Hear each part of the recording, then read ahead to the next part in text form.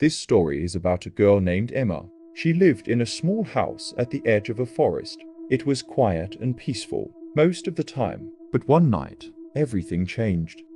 It started when Emma was home alone. Her parents were away for the weekend, and she felt fine being by herself. The evening was calm. She watched a movie, ate popcorn, and enjoyed the silence. But around midnight, she heard a strange sound, a soft, scratching sound, like someone dragging their nails over wood.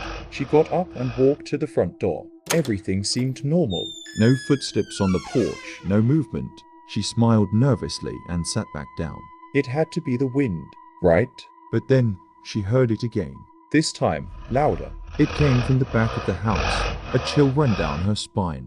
She decided to check the kitchen. The scratching was coming from outside, near the big window that faced the forest.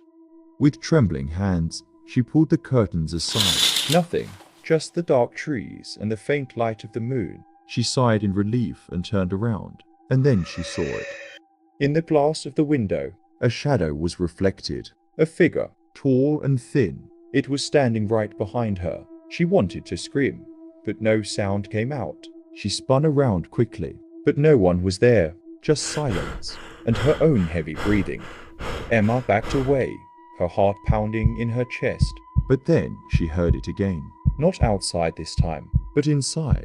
The soft scratching, slow and steady. She looked back at the window. In the midst of her breath, words began to appear. I'm coming in. She ran to the front door, but it wouldn't open. She was trapped. Behind her, she heard a sound, a long, sharp breath, as if someone who hadn't breathed for years was now sucking in air. She turned around, but it was too late.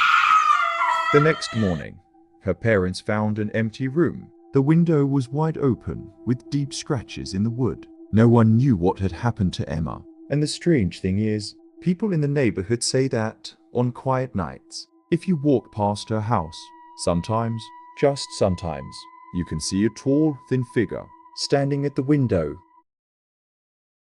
Already scared? Before going to the second horrifying story, make sure you like and subscribe.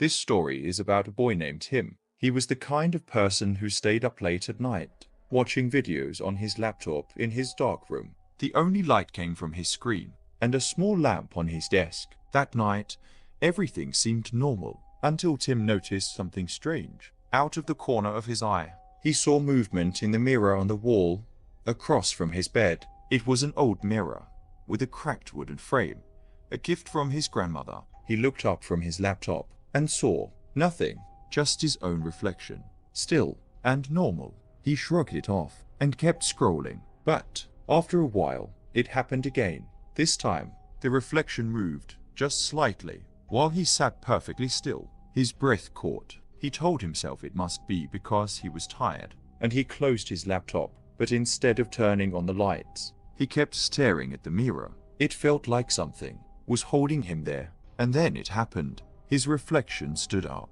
Even though Tim was still sitting on his bed, his heart stopped. He wanted to scream, but no sound came out. The reflection slowly turned its head and looked right at him. Its mouth stretched into a wide, unnatural grin, something his face could never do. And then there was a knock, a loud, dull knock from inside the mirror. Tim jumped up and ran to the door, but it was locked. How? He hadn't locked it. Behind him, he heard the sound of breaking glass, followed by a low, creaking voice. You looked too long. The next morning, they only found a broken mirror. No Tim, no clues, just the room, cold and eerily quiet. And the strange thing is, if you look into that mirror sometimes, just sometimes, you can see a shadow in the cracks, as if someone is still trapped inside, waiting for you to look too long.